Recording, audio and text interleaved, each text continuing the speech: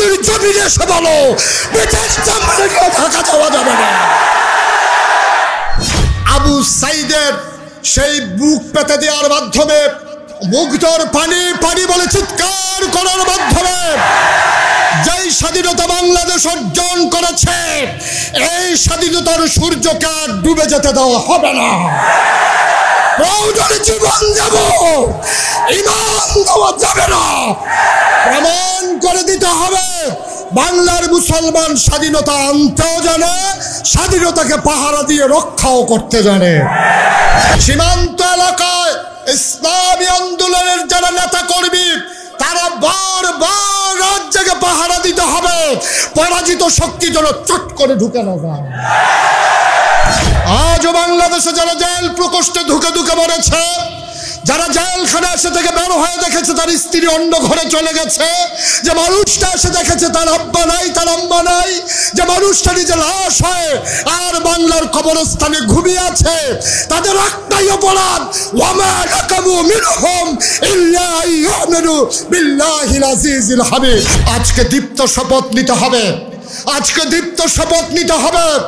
শিশাডালা প্রাচীরের মতো ঐক্যবদ্ধতা তৈরি করে জানিয়ে দিতে হবে, আমরা জানি এই পথে চলতে গেলে মামলা হবে, হামলা হবে, জেল জুলুম নির্যাতন হবে, প্রয়োজনে জীবন দেওয়া যাবে, ঈমান দেওয়া যাবে না। রাজি আছো কিনা? তুলে দিচ্ছি। আল্লাহ ডেকে বললেন, ও ফেরেশতারা, আমি একটা কওম, আমি একটা সম্প্রদায়, আমি একদল মানুষ বানাতে চাই যাদের পরিচয় হলো তারা আমার খলিফা। সুবহানাল্লাহ বলেন। ফেরেশতারা বলল, বানাবেন না। এর আগে মানুষ জিন বানিয়েছেন, মারামারি করলো, কাটাকাটি করলো, ঝগড়া বিবাদ করলো। মানুষ বানাবেন এমনই করবে, মারামারি করবে, কাটাকাটি করবে, ঝগড়া বিবাদ করবে, রক্ত বহিয়ে দেবে, জুলুম করবে, নির্যাতন করবে, আয়নাঘর বানাবে, মানুষ গুম করবে। মানুষ বানাবেন, ক্ষমতায় একবার যেতে পারলে আর ছাড়তে চাইবে না, ভোটের বাক্স নিয়ে উঠা দেবে ভোটের বাক্স নিয়ে উঠা দেবে এই কারবার আছে নাকি নাই? আমি কুমিল্লা চান্দিনায় মাহফিল করতে গিয়ে যখন বললাম যে ভোটের বাক্স নিয়ে উঠা দেবে হুজুর আগের বাজার কইলেন না, এখন আর বাক্স লইয়া দৌড়াদৌড়ি নাই। আমি আরে আছে তা আরে নাই, যতই বুঝাইতে চাই ওরা কেউ রাজি হয় না। শেষ পর্যন্ত কয়েকজন মুরব্বীকে জিজ্ঞেস করলাম, ভাই আমি তো বলতেছি ভোটের বাক্স নিয়ে দৌড় দিছে, এখন আপনারা বলতেছে দৌড়াদৌড়ি নাই, ঘটনা কি? কয়েকজন দাঁড়িয়ে বলতেছে, হুজুর ভোটের বাক্স নিয়ে দৌড় দেবে কি করতে, ভোটে তো নাই। ঠিক কিনা বলেন? ভোট থাকলে না বাক্স নিয়ে দৌড়াদৌড়ি, আগে যাইতে তো কারবার শেষ, আমি দামি তুমি এর ভিতরেই নির্বাচন শেষ, সুতরাং বাক্স নিয়ে দৌড়াদৌড়ির দরকার নেই। ফেরেশতারা বলল, মাওলা রব্বে কারীম, মানুষ বানাবেন না, মানুষ বানানোর কোনো দরকার নাই, আমরা ফেরেশতারা আপনাকে ডাকার জন্য যথেষ্ট।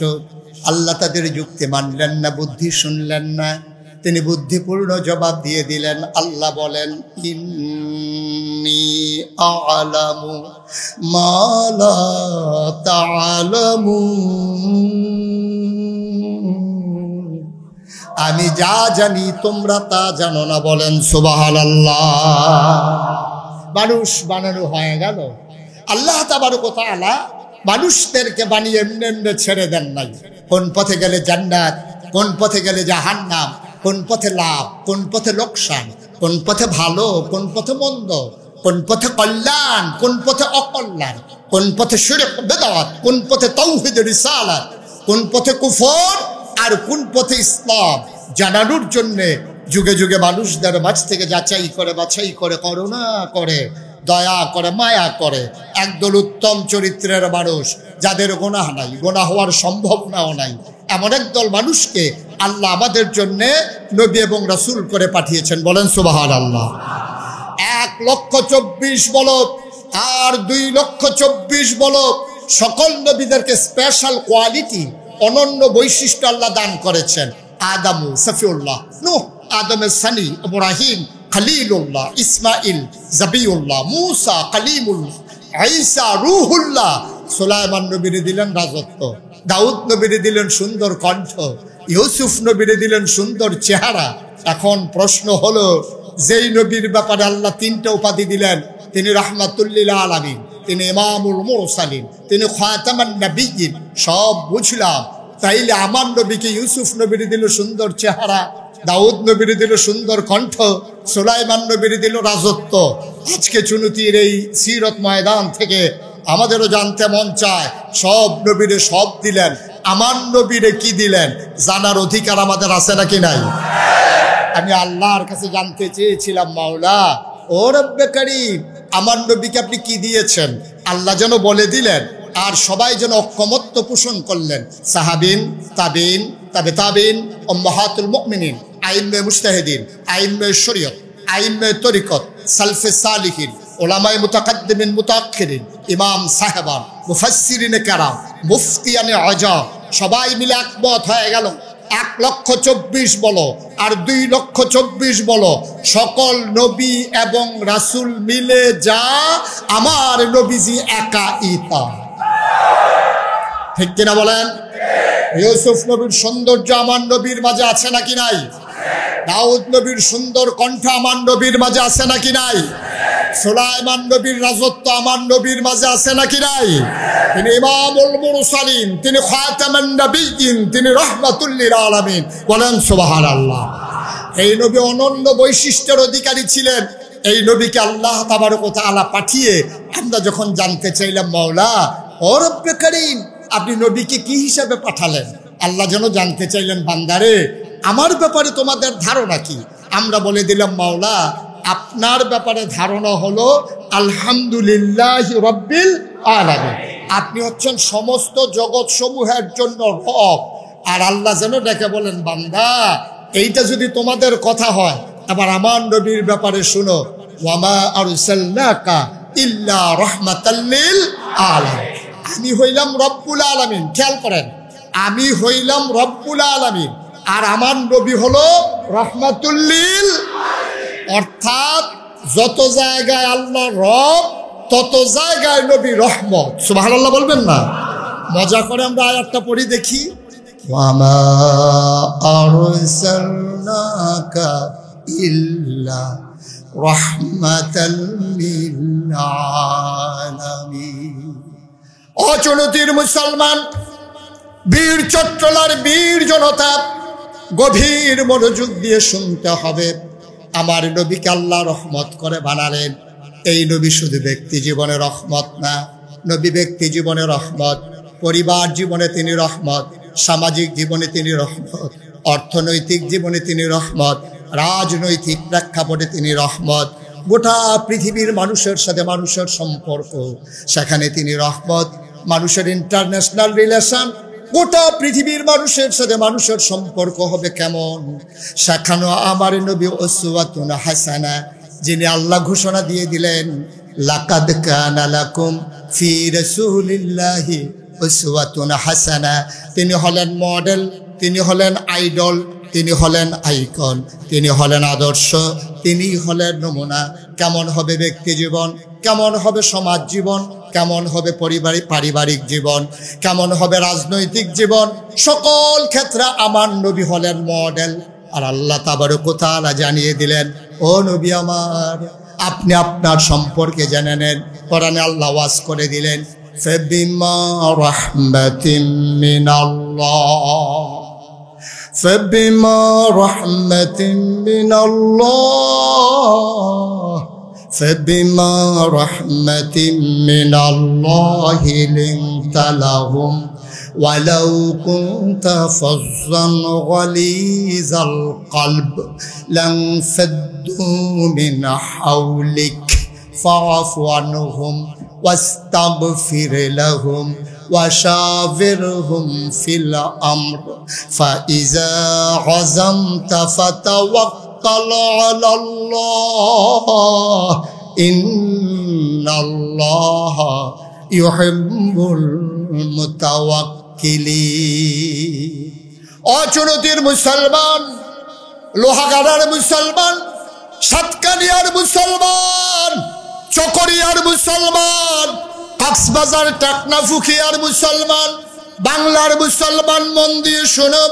আল্লাহ তাবারক ওয়া তাআলা নবীকে পাঠিয়ে জানিয়ে দিলেন, ও নবী আপনি জেনে যান, ফাবিমা রাহমাতিন মিনাল্লাহ, আল্লাহর পক্ষ থেকে নবীর সাথে যে রহমত দেওয়া হয়েছে, নবীর যে রহমত, লিনতালাহুম, নবীর মনটাকে আল্লাহ সবার জন্য নরম বানিয়েছেন, অর্থাৎ গোটা সমাজবাসীর জন্য। হিন্দু বুঝি না, বৌদ্ধ বুঝি না, খ্রিস্টান বুঝি না, ইহুদি বুঝি না, পৌত্তলিক বুঝি না, সবার জন্য লিনতালাহুম, আপনার মনটাকে নরম করে বানানো হয়েছে। কেন নরম বানানো হলো? আপনার মনটাকে যদি শক্ত করে বানাতাম, লানফাদ্দু মিন হাওলিক, যারা আপনার জন্য জীবন দিতে প্রস্তুত, যারা গুহার ভিতরে ঢুকে, যারা আপনি ঘুমিয়ে পড়ার পরে গায়ের পাঞ্জাবি টুকরা টুকরা করে, মাথার পাগড়ি টুকরা টুকরা করে, সাপের গর্তের ভিতরে দেওয়ার পরে গর্ত রয়ে যায়, কাপড়ের টুকরা নাই, যারা নিজের পা দিয়ে সেই সাপের গর্ত ঢেকে দেয়, যারা সাপের গর্তের ভিতরে সাপের কামড় খায়, তারপর নবীর কষ্ট হতে দেয় না, এই মানুষগুলো আপনি দেখতেন লানফাদ্দু মিন হাওলিক, যদি আপনার মনটা শক্ত হতো আপনি দেখতেন এই মানুষগুলা আপনার চতুর্পার্শ্বে কেউ নাই, সবাই আপনাকে ফেলে মুসা নবীর উম্মতের মতো সবাই দূরে সরে গেছে। এই জন্য ফাবিমা রাহমাতিন মিনাল্লাহ, আল্লাহর পক্ষ থেকে রহমত লিনতালাহুম, আপনার মনটাকে নরম করে বানানো হয়েছে। যদি শক্ত হতো লানফাদ্দু মিন হাওলিক, আপনি দেখতেন চতুর্পাশ থেকে ওরা সরে গেছে। সুতরাং সামাজিকভাবে আপনার দায়িত্ব হলো তিনটা। কয়টা? ঘুমাই গেছেন নাকি? প্রস্তুতি নিচ্ছেন? ঘুমার জন্য রিহার্সাল দিচ্ছেন নাকি? কথা তো একটা মনে পড়ছে, বলে ফেলবো নাকি? বললেই ফলাই না, আর আসি না, না আসি। হ্যাঁ, সবাই কোনা আমি। ওই স্কুলের ভিতরে স্যার গেছে, ইন্সপেক্টর গেছে ইন্সপেকশন করার জন্য। ইন্সপেকশন করার জন্য যখন স্যার গেছে, গিয়ে দেখে যে ক্লাসের ভিতরে স্যার ঘুমাইতে আছে। তো উনি ঢুকেই বলতেছে, স্যার ঘুমান নাকি? উনি লাভ দিয়ে উঠে কই, ইহাকে বলে ঘুম। উনি তো চমকাই উঠছে, উনি ঘুম থেকে উঠে কি কইলো যে ইহাকে বলে ঘুম? তো ইন্সপেক্টর সাহেব বলতেছে, স্যার বুঝলাম এটা কি বললেন? আজকে 3 দিন ধরে ঘুম কারে কয় ছাত্রদেরকে বুঝাইতেছি, ওরা কোনোভাবেই বুঝে না, এই জন্য স্যার প্র্যাকটিক্যাল ঘুমাইয়া দেখাইতে আসি ঘুম কারে কয়। স্যার বলতেছে, খুব ভালো টিচার, ওনাকে আবার উপজেলার শ্রেষ্ঠ শিক্ষক নির্বাচন করা হইল।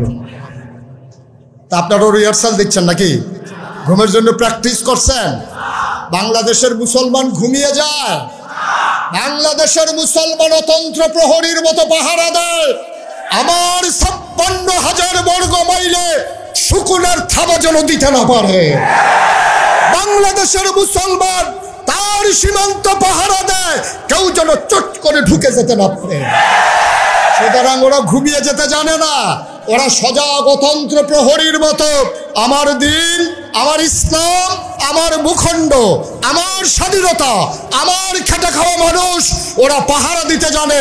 এই জন্য মর্দে মুজাহিদ জাগে জাগে অতন্ত্র প্রহরীর মতো জানিয়ে দিতে হবে, এই জনপদ, এই ভূখণ্ড কোনো দুষ্কৃতিকারীর জন্য নয়, এই ভূখণ্ড কোনো জালেম শাসকের জন্য নয়। এই ভূখণ্ডে তারাই স্থান পাবে যারা মানুষের হৃদয়ে জায়গা করে নিতে জানে। ইসলাম একটা দিনের জন্য আসেনি, ইসলাম কোনো মাসের জন্য আসেনি, ইসলাম কোনো বছরের জন্য আসেনি। একটা মানুষের জন্ম থেকে মৃত্যু, রান্নাঘর থেকে সংসদ ভবন, সব জায়গায় যারা ইসলাম ধারণ করে তারাই হচ্ছে ইসলামের ধারক বাহক। ঠিক কিনা বলে?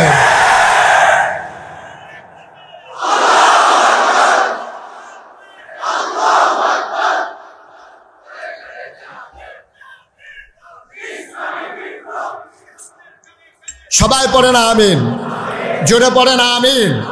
তাহলে সামাজিকভাবে আজকে সামাজিক জীবনে ন্যায় বিচার প্রতিষ্ঠায় যেহেতু আমার নবীর ভূমিকা কি দেখেন, কেমন করে তিল তিল করে আল্লাহ তার নবীকে গড়ে তুলেছেন। যে মানুষটির দুনিয়াতে কোনো শিক্ষক নাই, আল্লাহই যার শিক্ষক। আল্লাহ যেন পুঙ্খানুপুঙ্খ রূপে তিল তিল করে প্রয়োজন অনুসারে পরিধি অনুযায়ী সামাজিক প্রেক্ষাপটে রাজনৈতিক পরিস্থিতিতে তিনি যেন আল্লাহ তাবারক ওয়া তাআলা তাকে যেন বলে দিচ্ছেন, যখন এই অবস্থা হবে তখন তোমাকে এই কাজ করতে হবে, যখন মানুষের সাথে সম্পর্ক করতে হবে এই কাজ করতে হবে। মক্কায় তোমার জিন্দেগি হবে এমন, মদিনায় তোমার জিন্দেগি হবে এমন, মক্কা বিজয়ে তোমার জিন্দেগি হবে এমন, এমন করে যেন আল্লাহ তাবারক ওয়া তাআলা নবীজিকে তিল তিল করে গড়ে তুলেছেন।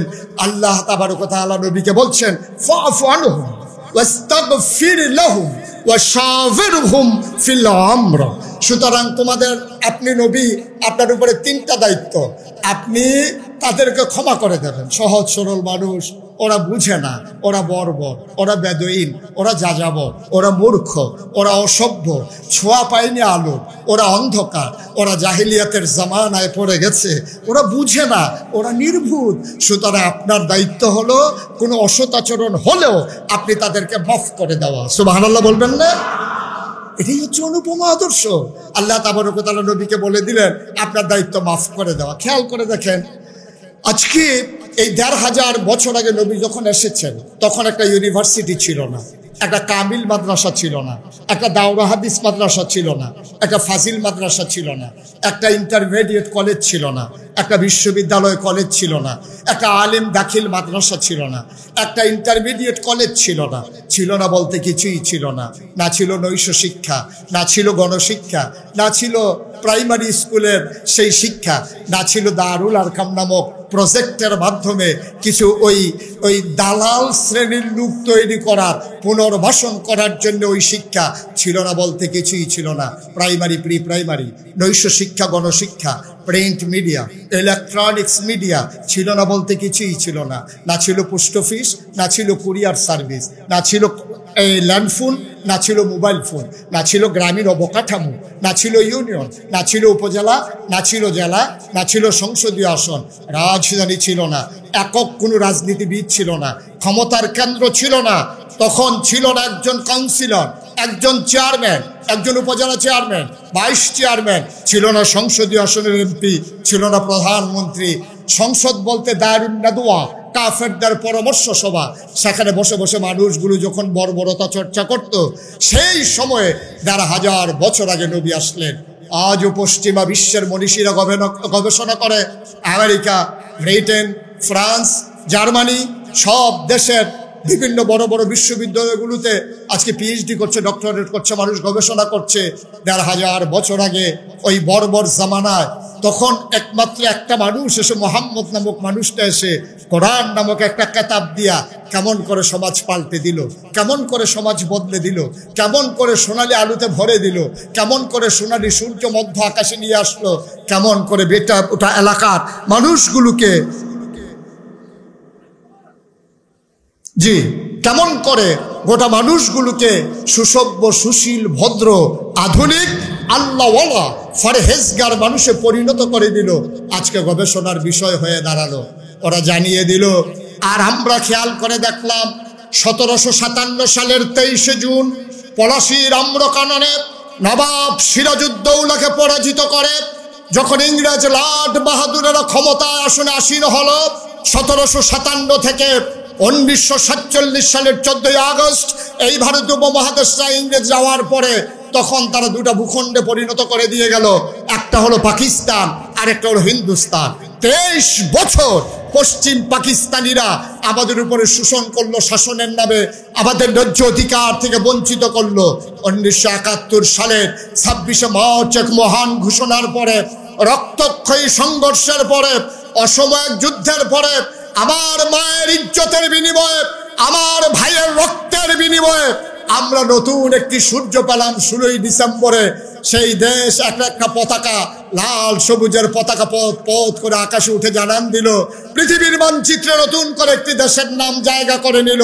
দেশের নাম আমার সোনার বাংলা, আমি তোমায় ভালোবাসি। আফসোস হচ্ছে ১৫০০ বছর আগে কোরআন নামক কিতাব দিয়া একমাত্র নবী করিম সাল্লাল্লাহু আলাইহি ওয়াসাল্লাম বর্বর, বেদুইন, অসভ্য, মূর্খ, জাহেল ওই মানুষগুলোকে বানাই দিলেন সুসভ্য, সুশীল, আধুনিক, ভদ্র, আল্লাহওয়ালা। ইংরেজরা শাসন করলো ২০০ বছর। পাকিস্তানিরা শাসন করলো 23 বছর। 1971 সালে আমার দেশে ক্ষমতায় আসলো আমার দেশের জনগণ। এখন মেম্বারও আমাদের, চেয়ারম্যানও আমাদের, এমপিও আমাদের, সচিব আমাদের, আমলা আমাদের, কামলাও আমাদের। আমলা কামলা সব যখন আমাদের, এখন তো আর ব্রিটিশ নাই, এখন তো আর পাকিস্তানি নাই। কিন্তু আফসোস হচ্ছে 53 বছর অতিবাহিত হলো, আমার দেশ স্বাধীন হলো, ক্ষমতার মসনদে যারা আরোহণ করেছে, আঙ্গুল ফুলে কলা গাছের বদলে তাল গাছ হয়েছে। কিন্তু আমার দেশের রিক্সা শ্রমিক জনতা, আমার দেশের খেটে খাওয়া মানুষ, তাদের ভাগ্যের কোনো বদল হয় নাই। আমরা দেখেছি টপ টু বটম, কেউ এসেছে বলেছে সোনার বাংলা দেব, কেউ বলেছে নতুন বাংলা দেব। আমরা আশ্বাস পেয়ে আশায় বুক বেঁধেছিলাম, কিন্তু আমরা দেখলাম যাওয়ার সময় আমটা চুষে আমের আটিটা আমাদের হাতে ধরিয়ে দিয়ে তারা চলে গেছে এই বাংলাদেশ থেকে। আমরা দেখালাম টপ টু বটম, একেবারে তৃণমূল পর্যায় থেকে রাষ্ট্রের সর্বোচ্চ পর্যায় পর্যন্ত, চকিদার থেকে শুরু করে প্রধানমন্ত্রী পর্যন্ত সব জায়গায় পাওয়া গেল চিটার আর বাটপাড়ার হেডকোয়ার্টার। ঠিক কিনা বলো?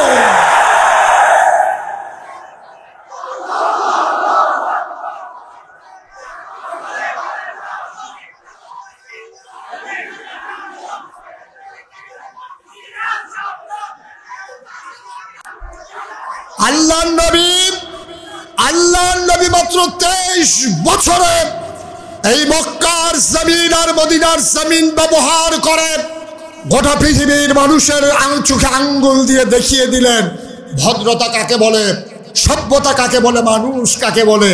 আফসোস 53টা বছর পার হলো, না পেলাম স্বাধীনতা, না পেলাম ন্যায্য অধিকার। স্বাধীনতা কাকে বলে আমরা বুঝলাম না। এজন্য ছড়াকার দুঃখ করে বলেছিলেন, ধরা যাবে না, ছোঁয়া যাবে না, বলা যাবে না কথা, রক্ত দিয়ে কিনে নিলাম আজব স্বাধীনতা। আজব স্বাধীন বাংলাদেশ আমরা চাই নাই। ঠিক কিনা বলেন? 1000 বছর আগে বিদায় হজের ভাষণে আল্লাহর নবী যেই পৃথিবী দেখাতে দিয়ে চেয়েছিলেন, তিনি যে অমীয় বাণী বলেছিলেন, কালো ধলোর মাঝে কোনো পার্থক্য থাকবে না, কালো ধনী আর নির্ধনের মাঝে পার্থক্য থাকবে না, আরব অনরবের মাঝে পার্থক্য থাকবে না। 1000 বছর পরে আমরা দেখলাম আজকে দলীয় আর বিরোধী দলীয় ভিতরে পার্থক্য দেখা দিয়েছে। ঠিক কিনা বলে? একদল মানুষ আঙ্গুল ফুলে কলা গাছ হয়েছে, আর একদল মানুষ আয়না করে বন্দী হয়েছে। একদল মানুষ আনন্দের ঈদ কাটিয়েছে বিদেশে গিয়ে, আর আরেক দল মানুষের ছোট্ট ছেলেটা রঙিন জামা পরে অপেক্ষা করছে বাবা আসলে হাত ধরে তারপরে ঈদগাহে যাবে। আপনি বুঝবেন তার কষ্ট, আপনি বুঝবেন তার বেদনা, যে বাচ্চাটা রঙিন কাপড় পরে অপেক্ষা করছে, আম্মা আমি ঈদগাহে যাব। বাবা যখন আঙ্গুলে ধরে ধরে নিয়ে যাবে, সেই মা জানে না তার স্বামী আছে কি নাই, সে সন্তান জানে না তার বাবা আছে কি নাই। কি এক দুঃসহ যাতনা, কি এক বেদনা, কি এক গুমুট কান্না, আপনাকে বোঝানো যাবে না। এর মাঝ থেকে 1000 বছর আগে নবী যে ইসলাম দিয়ে গিয়েছিলেন, নবী যে সাম্যের কথা বলেছিলেন, নবী যে আদর্শের কথা বলেছিলেন, এর বাইরে যাওয়ার আমাদের কোনো সুযোগ নাই। ঠিক কিনা বলেন? আমরা তেমনই বাংলাদেশ চাই যেই সোনালী মদিনা নবী গড়েছিলেন। আমরা 56,000 বর্গ মাইলের বাংলাদেশ চাই, টেকনাফ থেকে তেতুলিয়া, রূপসা থেকে পাথুরিয়া। আমরা সেই সমাজ চাই নবী যেমন করে বলেছিলেন ফাফলহুম, আল্লাহ যেমন বলেছিলেন আপনি প্রতিশোধ পরায়ণ হবেন না, আপনি মাফ করে দেন। আমরা সেই জিনিসটা 17 বছরে পাই নাই। পুরনো ইতিহাসকে জাগিয়ে মিথ্যা সাক্ষী দিয়ে যারা এই বাংলার জমিনে ইসলামকে কায়েম করতে চেয়েছে, তাদেরকে সেই চাওয়াকে পাওয়ায় পূর্ণতা না দিয়ে তাদেরকে লাশ বানিয়ে দেওয়া হয়েছে। ঠিক কিনা বলো? সময় এসেছে হিসাব নেওয়ার, সময় এসেছে কড়াই গন্ডায় মিলিয়ে নেওয়া। সুতরাং বাংলার মানুষ নিথর নিস্তব্ধ থাকতে পারে না, হিসাব মিলিয়ে নিতে হবে। আমার ভাইকে যারা অন্যায় ভাবে ফাঁসি কাস্টে ঝুলিয়ে দিল, সন্তানদেরকে এতিম বানানো হলো, আমরা হয়তো এতিম বানাতে চাই না, কিন্তু হিসাব নিতে চাই। ঠিক কিনা বলো?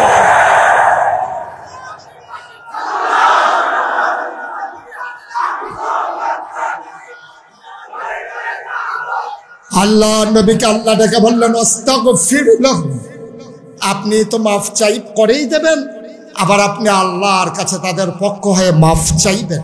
ওয়াশাবিরহুম ফিল আমর, এবং আপনি যে কোনো কাজের ক্ষেত্রে পরামর্শ করবেন। ফাইজা আযামতা, যখন ঐক্যবদ্ধ হয়ে যাবেন, ফাতাওয়াক্কাল আলাল্লাহ, তারপরে আপনি আল্লাহর উপরে ভরসা করবেন। এটাই হচ্ছে নবীর সামনের মদিনা, এটাই হচ্ছে নবীর সামনের মক্কা। আর আমরা সামাজিকভাবে সেই সাম্যের বাংলাদেশ চাই নাকি চাই না? চাই নাকি চাই না? অন্যায়কে আমরা অন্যায় বলতে চাই, ন্যায়কে আমরা ন্যায় বলতে চাই, ঠিক কিনা বলেন? সাদাকে সাদা, কালোকে কালো, ধলোকে ধলো। আমরা লম্বাকে লম্বা বলতে চাই, খাটোকে কাঠো বলতে চাই। আমরা গর্ব ভরে ওই পাপীকে পাপী বলতে চাই। আমরা সাংবাদিক সম্মেলন করে বলতে চাই না আমার পিয়নো 400 কোটি টাকার মালিক। লজ্জায় মাথা হ্যাট হয়ে যায়। একটা দেশের প্রধান সাংবাদিক সম্মেলন করে সোশ্যাল মিডিয়াকে দেখে, প্রিন্ট মিডিয়ার মাধ্যমে, ইলেকট্রনিক্স মিডিয়ার মাধ্যমে গোটা বিশ্ববাসীকে জানান দিচ্ছে ওনার পিয়নো 400 কোটি টাকার মালিক। আফসোস সেদিন ওখানে ওই সাংবাদিক ছিল না যে ইচ্ছে করলে বলতে পারত পিয়ন যদি হয় 400, আপনি না জানি কত।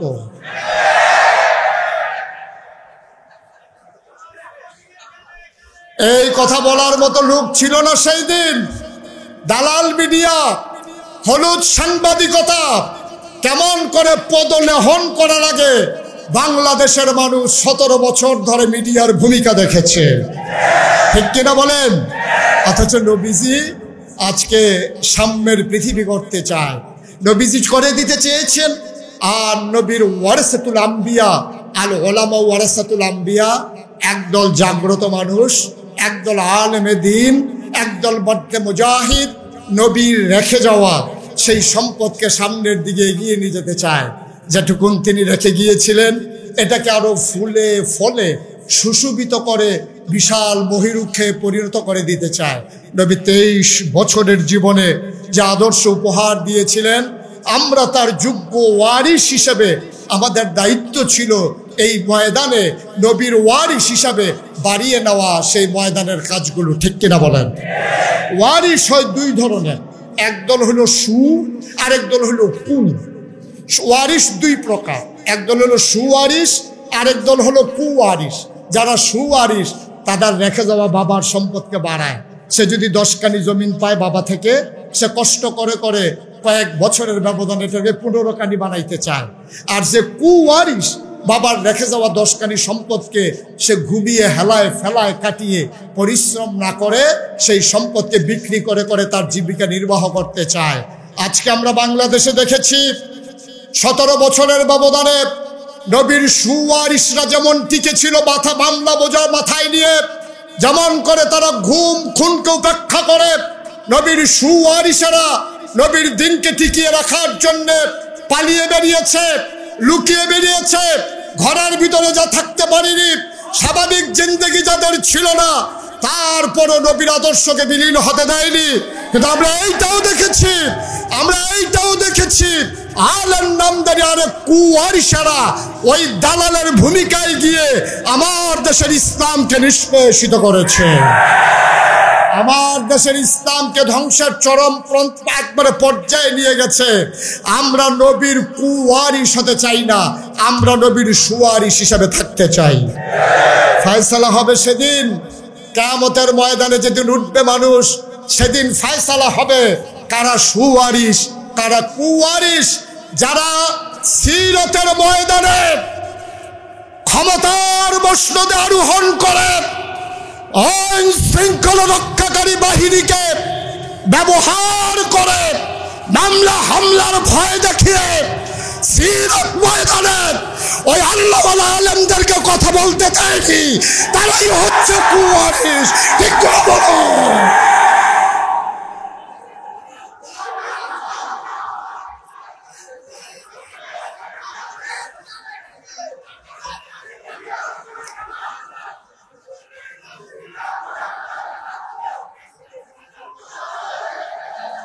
এই বাংলাদেশে আমরা দেখেছি বা প্রাচ্য অক্সফোর্ড ঢাকা ইউনিভার্সিটি, ওখানকার প্রফেসরেরা পর্যন্ত দুঃসাহস দেখিয়েছে। ওরা বলেছে যারা পর্দা করে, খুব খেয়াল করবেন, যারা পর্দা করে, হিজাব লাগায়, নেকাব পরে, ওই সমস্ত মেয়েরা ঢাকা ইউনিভার্সিটিতে যেন পড়তে না আসে। ঠিক কিনা বলেন? ঢাকা ইউনিভার্সিটির প্রফেসর সে ঘোষণা দিল, মনে হয় ইউনিভার্সিটিতে তার বাপদাদার সম্পদ। এই ইউনিভার্সিটির বেতন হয় আমার আপনার রক্তের টাকায়, আর ইউনিভার্সিটির কর্মচারীদের বেতন হয় রিক্সাওয়ালার ঘামে জোড়া টাকায়। আপনি যখন একটা পণ্য কিনেন, তার একটা অংশ ভ্যাট হিসাবে যখন জমা হয়, ওই টাকা দিয়ে ইউনিভার্সিটির কর্মকর্তা কর্মচারী, বিসি থেকে প্রফেসর, আর নৈশ প্রহরী থেকে তন্ত্র প্রহরী, সবার বেতন হয় আমাদের টাকায়। শতকরা 92 জন লোক মুসলমানের দেশে, যেই দেশে এশার নামাজ পড়ে দুরুদ পড়তে পড়তে মানুষ ঘুমোতে যায়, যেই দেশে ফজরের আজান শুনলে আবার ঘুম ভাঙে, পাখির কলকাকলিতে যাদের আনন্দ কোনো দিন শুরু হয়, যে দেশে মসজিদের দেশ, যে দেশ মক্তবের দেশ, যে দেশ আলেম ওলামার দেশ, যে দেশে হক্কানি পীর মাশায়েখেরা, চুনতির শাহ সাহেবের মতো মানুষেরা, যারা মানুষদেরকে নেংটির বদলে লুঙ্গি পরা শিখিয়েছে, হরে রামের জায়গায় কলমা পড়তে শিখিয়েছে, শ্রীর জায়গায় মোহাম্মদ লিখতে শিখিয়েছে, টিকির বদলে টুপি পড়তে শিখিয়েছে, সেই শতকরা 92 জন লোক মুসলমানের দেশে, মুসলমান নামধারী ঢাকা ইউনিভার্সিটির প্রফেসর যখন পর্দার বিরুদ্ধে কথা বলে, তখন আমি সেদিন বলেছিলাম, খোদ রাজধানীতে শীততাপ নিয়ন্ত্রিত কক্ষে বসে পুলিশ পাহারায় ইসলামের বিরোধিতা করা সহজ, পাল্লে চুলুতির জমিনে এসে বলো ব্রিটিশ জার্মানিকে ঢাকা যাওয়া যাবে না।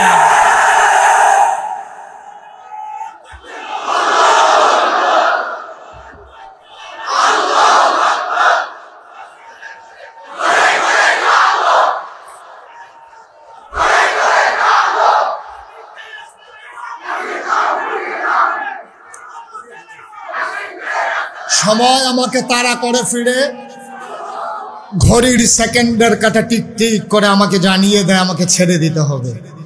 রাষ্ট্রীয় প্রোগ্রাম, সাংগঠনিক প্রোগ্রাম, নিজের দেয়া প্রোগ্রাম সব একবারে জটিল হয়ে গেছে। আমাদের হাফিজ ভাই, আপনার যারা খুকন ভাই হিসাবে চিনেন না, এটা তার নেকনেম আর কি, একবারে ঘরের ভিতরের নাম, এটা বাইরের তারা জানে না, এটা ভিতরের। তা আমি তো ভিতরের মানুষ, সেই জন্য সেই খবরও আমার কাছে আছে। উনি যখন ডায়েরিতে দেখছিলেন যে আমার কোনোভাবে খালি আছে কিনা, আল্লাহর কুদরতে একটা তারিখে খালি ছিল, উনি নিজের হাতে তারিখটা বসিয়ে দিয়েছিলেন, না হলে আমার আসার সুযোগ ছিল না। আগামীকালকে আমার 4টা প্রোগ্রাম, এখান থেকে আমার যেতে হবে কুমিল্লাতে রাতের বেলায়।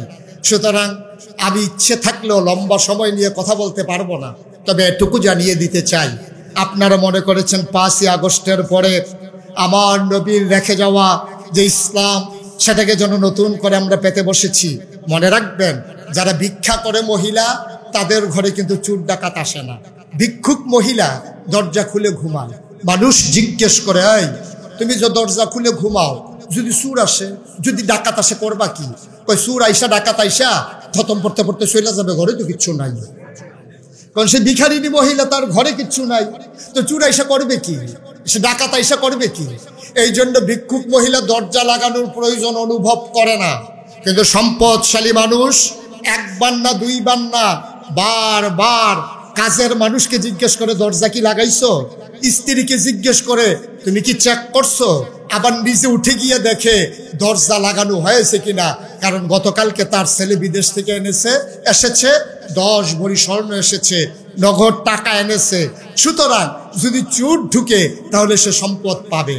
এই জন্য ঘরের মালিক কাজের লোক পাঠায় দরজা দেখার জন্য, নিজের ওয়াইফকে পাঠায়, নিজে উঠে যায়, শুয়েও আবার মনে হয় লাগাইছিলাম, আবার উঠা যায়, বারবার তার মনে টেনশন। কারণ যদি চোর ঢুকে, ডাকাত ঢুকে, সর্বনাশ হয়ে যাবে। ভিখারিনী মহিলার এই চিন্তা নাই, তার ঘরে সম্পদ নাই। বাংলাদেশের মানুষের এতদিন চিন্তা ছিল না, কারণ তাদের কাছে স্বাধীনতা নামক ওই একবারে মূল্যবান জিনিসটা আমাদের হাতে ছিল না। কিন্তু আজকে যখন স্বাধীনতা নামক মহামূল্যবান জিনিস আমাদের হাতে এসেছে, সুতরাং বারবার অতন্ত্র প্রহরীর মতো সীমান্ত এলাকায় ইসলামী আন্দোলনের যারা নেতা কর্মী তারা বারবার রাজ্যকে পাহারা দিতে হবে, পরাজিত শক্তি যেন চট করে ঢুকে না যায়।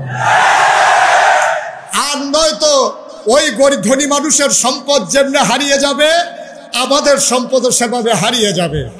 শেষ পর্যায়ে শুধু এভাবে যদি বলতে চাই, শেষ পর্যায়ে যদি এভাবে চুনতির মানুষগুলোকে জাগিয়ে দিতে চাই, মনে রাখতে হবে ইসলাম কখনো কুসুমাস্তীর্ণ পথে আসে নাই। ইসলাম ছিল কণ্টকাকীর্ণ পথ। এ পথ যারা মারিয়েছে তারা বারবার রক্তাক্ত হয়েছে, বারবার তারা আহত হয়েছে। নবী করিম সাল্লাল্লাহু আলাইহি ওয়াসাল্লামকে মক্কার মানুষগুলো আল আমিন বলল, চুনুতির মানুষ কিন্তু ওনাকে আল আমিন বলে নাই। ঠিক কিনা বলেন?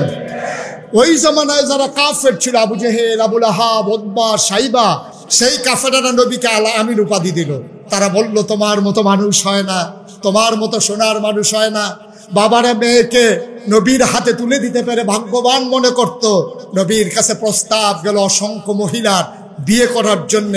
সেই নবী করিম সাল্লাল্লাহু আলাইহি ওয়াসাল্লাম, তার জন্ম হলো মক্কায়, তার শৈশব মক্কায়, তার কৈশোর মক্কায়, তার তারুণ্য মক্কায়, তার যৌবন মক্কায়, নিজের বাড়ি মক্কায়, বিয়ে করলেন মক্কায়, শ্বশুর বাড়ি মক্কায়, মেয়ে বিয়ে দিলেন মক্কায়, বেয়াইর বাড়ি মক্কায়, লেনদেন করলেন মক্কায়, চলাফেরা করলেন মক্কায়, ওঠা বসা করলেন মক্কায়, সমাজ সেবা করলেন মক্কায়। তিনি থাকতে পারলেন না মক্কায়, চলে যাওয়া লাগলো মদিনায়।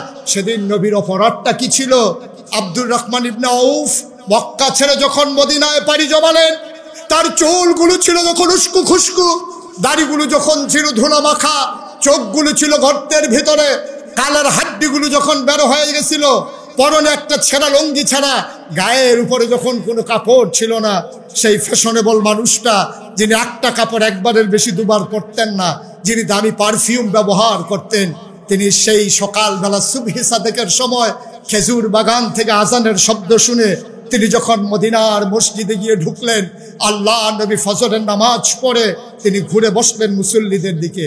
হঠাৎ করে তার নজর পড়ে গেল মসজিদের কোনায়। তিনি তাকিয়ে দেখলেন উস্কু খুস্কু চুল, দাড়িগুলো তার ধুলা মাখা, চোখগুলো তার গর্তে, একটা মানুষ বসে আছে নিচু হয়ে। নবীজি উঠে দাঁড়ালেন, তিনি তাকিয়ে বললেন, ওই কোনায় কে বসে আছে? আবার আব্দুর রহমান না? নবী উঠে দাঁড়ালেন, আব্দুর রহমান উঠে দাঁড়ালেন, গাল বেয়ে বেয়ে আব্দুর রহমানের পানি পড়তেছে। আব্দুর রহমানকে জিজ্ঞেস করলো, আব্দুর রহমান, তুমি কি সেই আব্দুর রহমান না? তুমি কি সেই আব্দুর রহমান না যে একটা পাঞ্জাবি একবারের বেশি দুইবার পড়তা না, যে মানুষটা দামি পারফিউম ব্যবহার করতা? তুমি কি সেই আব্দুর রহমান না? আব্দুর রহমান বললেন, জি ইয়া রাসূলুল্লাহ, আমি সেই আব্দুর রহমান। আমি যদি আজও মক্কায় থাকতাম, আমি মক্কায় আনন্দের সাথে কাটাতে পারতাম, কিন্তু সকালবেলা উঠে যখন দেখলাম আপনি নাই, আমি ঘরে আসলাম, আমি রওনা করলাম আপনার উদ্দেশ্যে। কাফেররা আমাকে আটকে দিল, দারুন নাদওয়ায় নিয়ে আমার কাপড়গুলো খুলে ফেললো, আবার টাকাগুলো জমানো টাকা রেখে দিল। আমি রাতের আধারে আবার বের হয়ে গেলাম, পথ বাড়ি দিয়ে, গোসল না করে, খাবার না খেয়ে আমি আজকে সকালবেলা মদিনার সীমান্ত ক্রস করেছি, বর্ডার পার হয়েছি। ও নবী আমার, আমি ইচ্ছে করলে আনন্দ করতে পারতাম, কিন্তু যেই মক্কায় আমার নবী নাই, সেই মক্কায় আব্দুর রহমান থাকবে না। শুইতে পারছিলাম না, আমি অস্থির হয়ে গিয়েছিলাম। ও নবী, যেই নবীকে এক নজর না দেখলে পাগল হয়ে যায়, আপনি নাই, এই মক্কা আমার না। আমি চলে রওনা করলাম, আজকে এসে ঢুকলাম। আব্দুর রহমানকে নবী বললেন, এই মদিনার মুসলমান জায়গা করে দাও। মসজিদের ভেতরে রাস্তা হয়ে গেল লম্বা করে। আব্দুর রহমান আনমনে মাথাটা নিচু করে নবীর দিকে হাঁটতেছেন, কদম তার চলে না, শরীর তার কাঁপে, গাল বেয়ে বেয়ে টপ টপ করে পানি পড়ে। নবী এগিয়ে গিয়ে তাকে ধরলেন, জড়িয়ে ধরলেন বুকের মাঝে। তিনি চোখের পানি দিয়ে আব্দুর রহমানের পিঠ ভিজিয়ে দিলেন, আব্দুর রহমানের চোখের পানি দিয়ে নবীর বুক ভিজিয়ে দিলেন। এবার আব্দুর রহমান নবীকে আলতো করে ছেড়ে দিয়ে জিজ্ঞেস করলেন, ইয়া রাসূলুল্লাহ, ইয়া হাবিব আল্লাহ, আমার অপরাধটা কি? কোনোদিন কোনো মানুষের গায়ে হাত উঠাই নাই, কোনোদিন মানুষের উপরে জুলুম করি নাই, পারলে উপকার করেছি, ক্ষতি করি নাই। ও নবী আমার, কোনোদিন একটা মানুষকে ধমকও দেই নাই, কোনোদিন ঝগড়ার ছলে একটা গালিও দেই নাই, অপরাধটা আমার কি? নবীজি মুচকে হেসে বললেন, ও আব্দুর রহমান, আমার সেই অপরাধ, তোমার তো সেই অপরাধ যে কারণে আমি মক্কায় থাকতে পারি নাই, তুমিও থাকতে পারো নাই। আব্দুর রহমান জানতে চায় অপরাধটা আমার কি? আল্লাহ জানিয়ে দিলেন, ও নবী আব্দুর রহমানকে বলে দেন, ওয়ামা নাকামু মিনহুম ইল্লা ইউমিনু বিল্লাহিল আজিজিল হামিদ। আব্দুর রহমানের একটাই অপরাধ, ওই মহাপরাক্রমশালী এক আল্লাহর উপর ঈমান এনেছে। ঠিক কিনা বলো? আজও বাংলাদেশে যারা জেল প্রকোষ্ঠে ধুকে ধুকে মরেছে, যারা জেলখানা এসে থেকে বের হয়ে দেখেছে তার স্ত্রী অন্য ঘরে চলে গেছে, যে মানুষটা এসে দেখেছে তার আব্বা নাই, তার আম্মা নাই, যে মানুষটা নিজে লাশ হয়ে আর বাংলার কবরস্থানে ঘুমিয়ে আছে, তাদের একটাই অপরাধ, ওয়ামা নাকামু মিনহুম ইল্লা ইউমিনু বিল্লাহিল আজিজিল হামিদ। ঠিক কিনা বলো? সেটা আমরা জানিয়ে দিতে চাই, ইসলামের পথ কখনো কুসুমাস্তীর্ণ নয়, এই পথ কণ্টকাকীর্ণ, এই পথ কাটা বেছানো। সুতরাং আজকে দীপ্ত শপথ নিতে হবে, আজকে দীপ্ত শপথ নিতে হবে। সীসাডালা প্রাচীরের মতো ঐক্যবদ্ধতা তৈরি করে জানিয়ে দিতে হবে, আমরা জানি এই পথে চলতে গেলে মামলা হবে, হামলা হবে, জেল জুলুম নির্যাতন হবে, প্রয়োজনে জীবন দেওয়া যাবে, ঈমান দেওয়া যাবে না। রাজি আছো কিনা? তুলে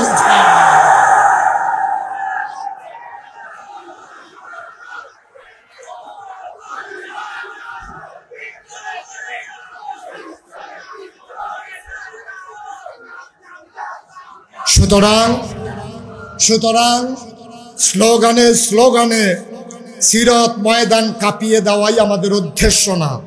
আমাদের উদ্দেশ্য হচ্ছে 5ই আগস্টের সেই মহা বিপ্লবের মাধ্যমে হাজারো ছাত্র জনতার রক্তের বিনিময়ে ঝাঁঝরা হওয়া আবু সাইদের সেই বুক পেতে দেওয়ার মাধ্যমে, মুগ্ধর পানি পানি বলে চিৎকার করার মাধ্যমে যেই স্বাধীনতা বাংলাদেশ অর্জন করেছে, এই স্বাধীনতার সূর্যকে আর ডুবে যেতে দেওয়া হবে না।